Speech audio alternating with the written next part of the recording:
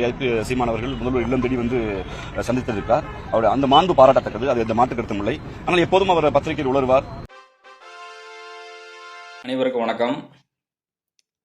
சீமான் அண்ணா அவர்கள் ஐயா ஸ்டாலின் அவர்களை சந்தித்தது இப்போ மிகப்பெரிய விமர்சனமாக எழுப்பி கொண்டிருக்கு தமிழ் தேசியவாதியம் மத்தியிலும். எதிர்த்தரப்பு வைக்கணும் எப்போதும் அவர்களை விமர்சனம் வைத்துக் கொண்டிருப்பார்கள். அது ஒரு மாற்று கருத்தில்லை. ஏன் சீமான் அவர்கள் சந்தித்தார்?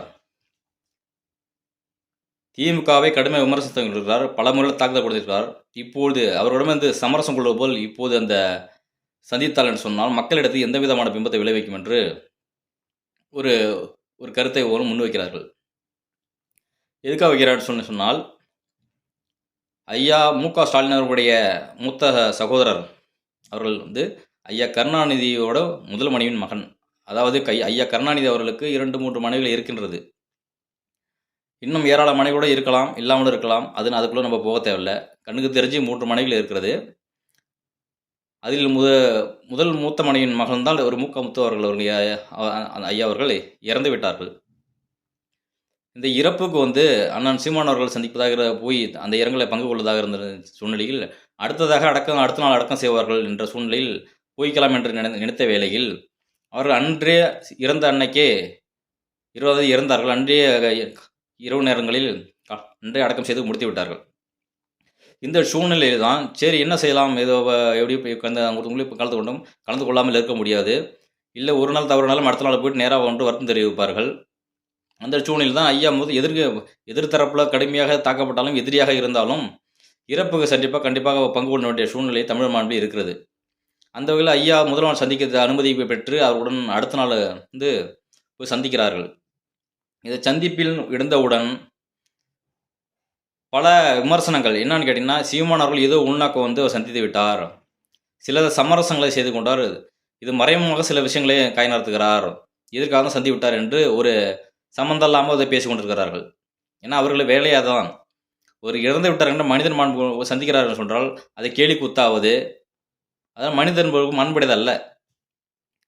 ஏன்னு கேட்டிங்கனாக்கா, இது சந்திக்கும் போது இது சம்பந்தமாக திமுகவுடைய பணிக்கூடிய மாணவர் அணி செயலாளர் திரு அண்ணன் ராஜீவ்காந்தி அவர்கள் இருக்கிறாங்க. அவர்கள் அண்ணன் சீமான் அவர்கள் சந்தித்து மாண்பு போட்டத்தக்கது வரவேற்கத்தக்கது என்று கூறிவிட்டு, உயர்ந்த இடத்தில் கூறிவிட்டு பிறகு என்ன சொல்கிறார், அண்ணன் சீமான் அவர்கள் இது உணர்வதாக வேலை வைத்துக் கொண்டிருக்கிறார் அப்படின்ட்டு ஒரு ஒரு ஒரு குற்றத்தையும் அவர் தவறாக பேசுவது போல ஒரு சித்தரிப்பை உருவாக்குகிறார். எதற்காக என்று சொன்னால், ஏற்கனவே ஐயா காமராசர் இறந்த செய்தி ஐயா கருணாநிதியிடம் ஒப்படைத்தார், நாட்டை பாதுகாக்க என்று சொன்னார் என்பது ஒரு சர்ச்சைக்குரிய விஷயத்தை திருச்சி சிவா அவர்கள் திமுகவுடைய பயணிக்கக்கூடிய அவர் தான் கூறியிருந்தார். அதை எழும்பும்போது தான் அண்ணன் சீமான் அவர்கள் சொல்கிறார், அண்ணா இறந்தபோது காமராஜர்கள் அழுந்தார் என்று சொல்வதற்கு பதிலாக காமராஜர் எதுக்காக கேட்டீங்கன்னா, அண்ணா முன்பதாக இறந்து விட்டார், பிறகுதான் காமராஜர் இருந்தார், அதை மாற்றி சொல்லிவிட்டார். காமராஜர் எழுதுற என்பதற்காக அண்ணா எழுதுன்னு சொல்லிவிட்டார். இப்போ இந்த கேள்வி வந்துக்கிறது, அண்ணா எப்படி எழுத முடியும், அண்ணா தான் முன்பே இறந்து விட்டார் அப்படி என்று ஒரு இப்போ என்ன விஷயம்னு கேட்டீங்கன்னாக்கா, இது ஒரு பெரிய விஷயமே கிடையாது. ஏன்னு கேட்டிங்கனாக்கா, இதெல்லாம் ஒரு பிரச்சனையே கிடையாது. அதாவது காமராஜர் அண்ணா 2 பேரில் ஏதோ ஒருவர் மாற்றி எழுதார்கள். அந்த இறப்பு தேதி மறந்துட்டு முன்ன கொஞ்சம் மறதி, அதனால் கொஞ்சம் ஆனால் நடந்த சம்பவத்தை அவர் கூறிவிட்டார். உடனே அவர்கள் இது கூட தெரியாதா அப்படின்று ஏராளோட விமர்சனம் வைத்துக்கொண்டு திரு ராஜீவ்காந்தி அவர்கள் விமர்சனம் வைக்கிறார். அவர் ரொம்ப உளர மாட்டார் என்பது சரி. அவர் வீடியோ காணொலி போடுறார், அந்த வீடியோ காணொலி பார்த்துட்டு நீங்கள் சொல்லுங்கள் அவர் உளறாரா இல்லையான்னு சொல்லிட்டு. மரியாதைக்கு சீமான் அவர்கள் முதல்வர் இல்லம் தேடி வந்து சந்தித்திருக்கார். அவருடைய அந்த மாண்பு பாராட்டத்தக்கது, அது எந்த மாற்று கருத்தும் இல்லை. ஆனால் எப்போதும் அவர் பத்திரிகையில் உணர்வார். A few moments later.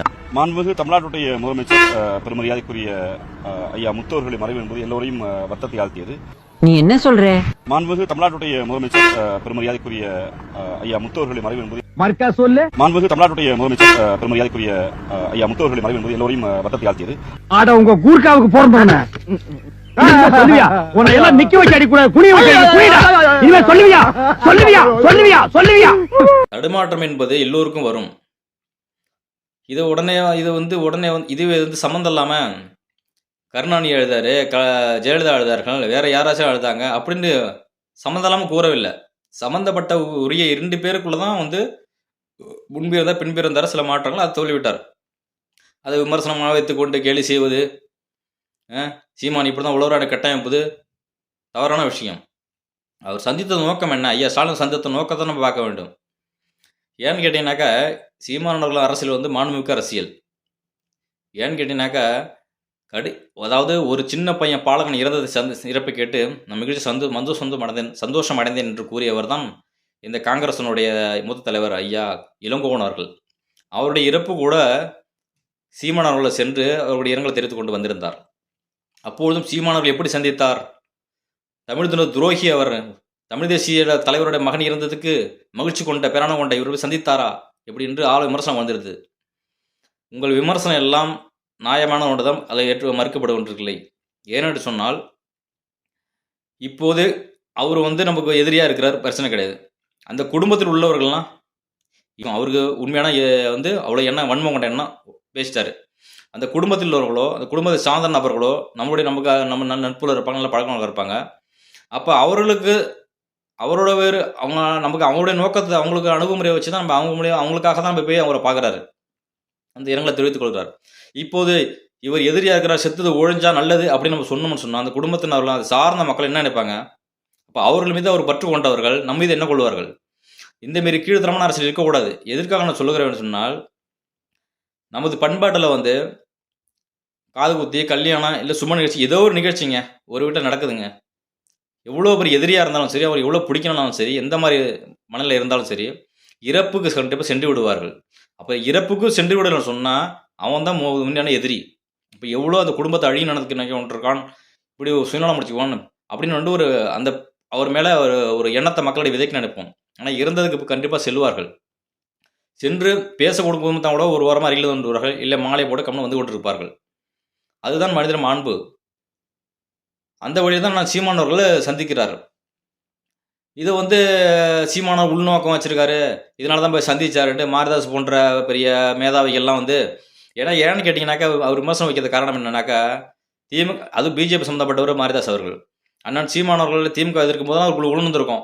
ஆஹா சந்திச்சு விட்டாரோ, என்ன பிளான் பண்ண போகிறாங்களா, எதுக்காக சந்திச்சாரு, சமரசம் விட்டாரோ, உடனே அந்த கேஸ் விஷயம்லாம் இருக்குது, பல விஷயம் சமரசம் பண்ணுறாரு, செத்ததை காரணம் காட்டி வேறு எதுக்காக போய் சந்திக்கிறாரு அப்படின்ற ஒரு பின்னத்தில் அவர் ஒரு பார்வையில் வைக்கிறாரு.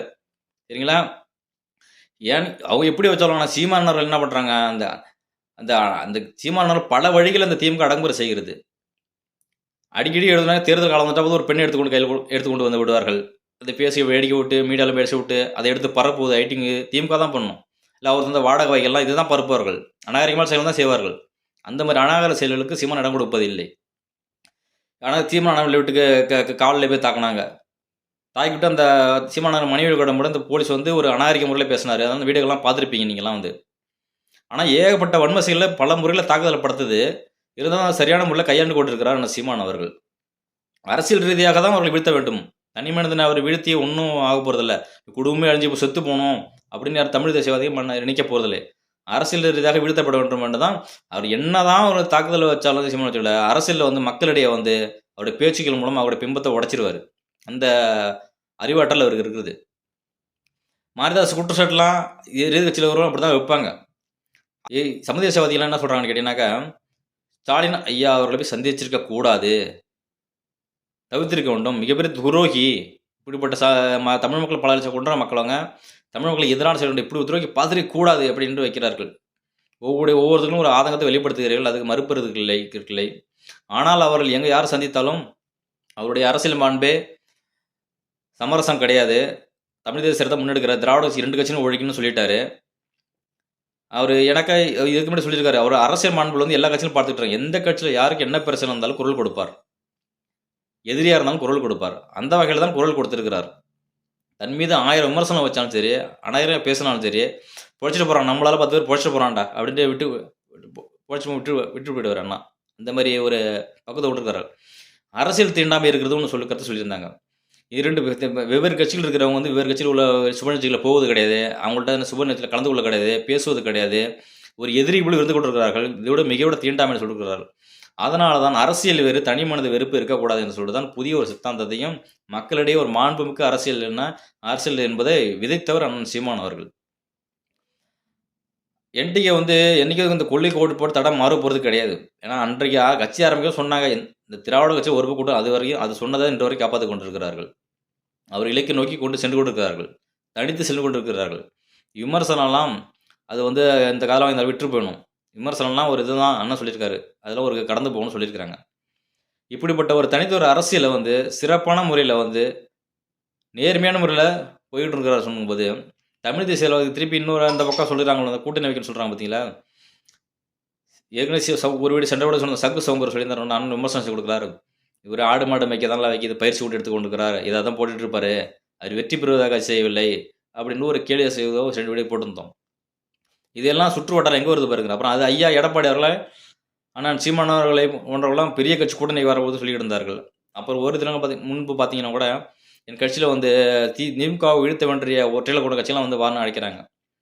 இதில் சீமான் அவர்களை இந்த 2 திராவிட கட்சிகளும் ஒருபோதும் நமக்கு ஒத்து வராது. நம்முடைய கொள்கையை 2 கட்சிகளும் ஒன்றும் யோக்கியர்கள் இல்லை அப்படிங்கிற கொள்கையை திரும்ப சொல்லிட்டு இது ஒன்றும் எடுபடாத சொல்லிட்டாங்க. அவர்கள் விருப்பம், ஏன்னா அவருடைய அதிமுக விருப்பம் என்று சொன்னால் திமுக விழுத்த வேண்டுங்கிறாங்க, அப்படி சொல்லுகிறார்கள். பாஜகவே எதிரின்னு சொல்லிட்டாரு, திராவிட கட்சி எதிரின்னு சொல்லிட்டாரு, அப்புறம் எப்படி அவங்களை கூட்டு வைக்க முடியும்?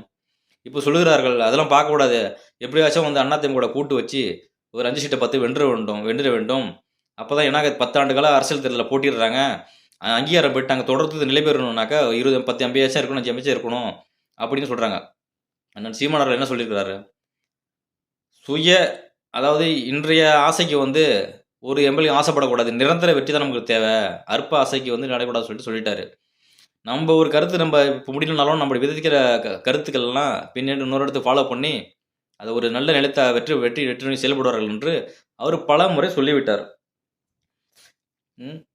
திரும்ப திரும்ப கூட்டணி என்று சொன்னாக்க ஒவ்வொருத்தரும் சுற்றி கூட்டணிக்குள்ளே தான் வந்துகிட்டு இருக்கிறாங்க. கூட்டணி என்பது தன்னைத்தானே மேலே மல்லிகோடு சமம். ஏன்னா இவர் கொள்கை கோட்பாடுலேருந்து அப்புறம் வேற எங்கேயும் போக முடியாது. இதிலே இப்போ திராவிட கட்சிகளை தவிர்த்து வேற எந்த கட்சிகள் இருந்துனாக்கா, சிறு கட்சிகள் இருந்தனாக்கா அவங்களோட இணைத்து நம்ம தேர்தலில் பங்கு போடலாம். வர திராவிட கட்சிகள்கிட்ட போனாக்கா இவங்க என்ன கருத்து என்ன சொல்கிறாங்கன்னு சொன்னாக்கா, ஏற்கனவே ஜெயலலிதா அம்மையார் கூட இருந்தார்கள், அவரோட முடிஞ்சு விட்ட போல இப்போ ஐயா தமிழன் தான் ஒரு நாளுக்கு பிறகு ஒரு முதலமைச்சராக பதவியெடுக்கிறார்கள். தமிழ் சார்ந்த சில விஷயங்களுக்கும் ஐயா எடப்பாடி செஞ்சு கொடுக்குறார், இப்போ அவர் ஆதரிப்பு தவறு இல்லை அப்படின்னு சொல்லுகிறார்கள்.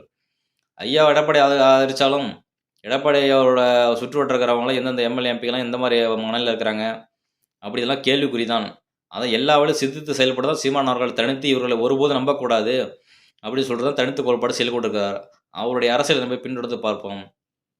இப்போ சீமான் அண்ணன் உள்நோக்கம்னு சொன்ன பார்த்தாங்களா, கடைசியில் நான் சொல்கிறேன்னு பார்த்தீங்களா, அந்த உள்நோக்கம் எதுக்குன்னு சொன்னாங்கன்னாக்கா, ஐயா ஸ்டாலின் அவர்களை சந்தித்து எதுக்காக சந்தித்தாருன்னு கேட்டிங்கனாக்கா, ஐயா சீமான் அவரோட தந்தையார் இருந்தபோது எவ்வளவு எதிரி பல விமர்சனம் வித்தாலும் அண்ணன் சீமான் வித்தாலும் ஒரு முதல்வராக இருக்கும்போது ஒரு கட்சி தலைவராக இருக்கக்கூடிய சீமான் அவர்கள் போன் வழியாக சந்தித்து அவங்களுடைய இரங்கலையும் வருத்தத்தையும் தெரிவிக்கிறார். அந்த நினைவுகூறும் வயமாக தான் தற்போது ஸ்டாலின் அவர்களை சந்தித்து அது சம்பந்தமாக அவர்களோட ஒரு வருத்தத்தை தெரிவித்துக்கிட்டு அவங்களோட நிகழ்வுகளை விசாரித்து கொண்டிருக்கிறார். நடந்த நிகழ்வுகளை பற்றி விசாரித்து கொண்டிருக்கிறார். இப்போ மறுபடியும் ஒரு விமர்சனம் வருகிறது, என்ன சொன்னால் இறந்தது முத்து, அவங்க வீட்டுக்கு செல்லாமல் எதற்காக இவங்க வீட்டு ஸ்டாலின் வீட்டுக்கு சென்றார் என்று மறுபடியும் ஒரு கேள்வி எழும்புகிறது. அப்போ அதுக்கு நான் சொல்லுகிறேன், இந்த உள்நோக்கம் சொல்கிறோன்னா சீமான் தந்தையார் இறந்திருக்க போது ஸ்டாலின் அவர்கள் தான் விசாரிச்சார், முத்து வீட்டில் யாரும் விசாரிக்கவில்லை. அதனால தான் முத்தர் உறவினராக இருக்கக்கூடிய சகோதரராக இருக்கக்கூடிய ஐயா ஸ்டாலின் அவர்களை இவர்களுக்கு நம்ம ஒரு ஆறுதலாக சந்திப்பு என்று சந்தித்து அந்த ஆறுதல் இருக்கிறார் என்பதுதான் இந்த காணொலியில் அந்த உள்நோக்கம் என்பது உள் எண்ணம். நமக்கு யார் வருத்தம் தெரிவித்தாங்களோ எதிரியாக இருந்தாலும் அவர்களை சந்தித்து நம்ம வருத்தம் தெரிவிக்க முடியும் தான் அவர்களை சந்தித்து பேசினார் என்பதை இந்த காணொலியாக தெரிந்துக்கிறோம். நீங்கள் இந்த காணொலி பார்த்து மூலம் உங்களோட சிந்தனைகளும் இது எந்த விதமான அணுகுமுறை இருக்கிறதோ உங்கள் கமெண்ட்டில் பதிவிடுங்க. நன்றி, வணக்கம்.